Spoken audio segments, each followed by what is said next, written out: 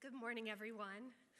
My name is Amy Shoemaker, and I'm not on this stage today as a member of the board of Volunteers of America, or a client, or a corporate sponsor representative.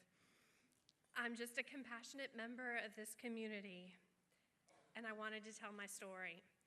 I'm a native Louisvillian, and I work as an employment and immigration lawyer at our University of Louisville. I have a young son, he's 3 years old, his name is Elliot, and a wonderful husband named Jeff. And overall, I have a happy, stable, low-key life. And I'm here today to tell you about an experience I had earlier this year.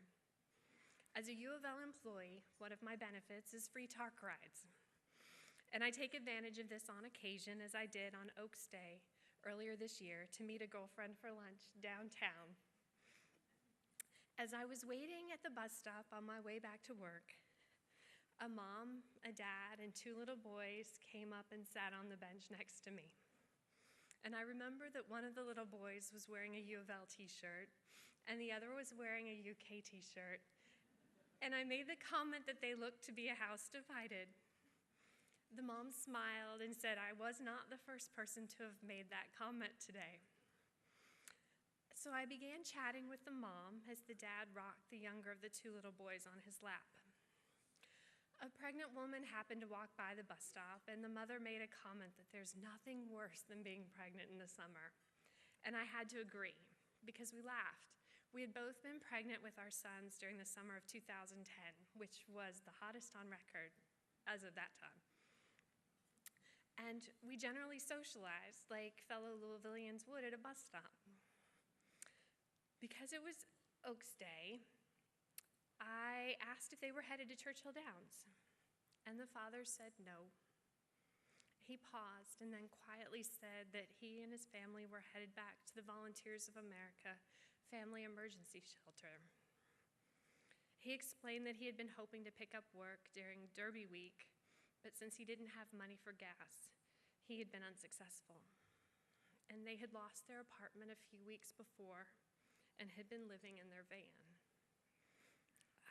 Fortunately, they were able to get a room at the Volunteers of America Family Emergency Shelter in a short period of time and had been provided bus passes downtown to apply for benefits. Before this day, I already knew a little bit about the Volunteers of America. I knew that their family emergency shelter is the only place in Louisville where an entire family can receive benefits and stay together and receive the professional services while they get back on their feet. I know that most homeless shelters in Louisville require that adult males be separated from their children. And here I stood at the TARC bus stop with a 2-parent family and 2 beautiful children whose family unit and a van were all they had left in the world. And it was more important for them to stay together as a family than it was for them to have a bed to sleep on. And the Volunteers of America's Family Emergency Shelter was the only option they had. I returned to my office and cried because the face of homeless children in our community looked just like my 3-year-old son. And the amount of money that I had just spent on lunch would have filled the tank of gas for that family's van.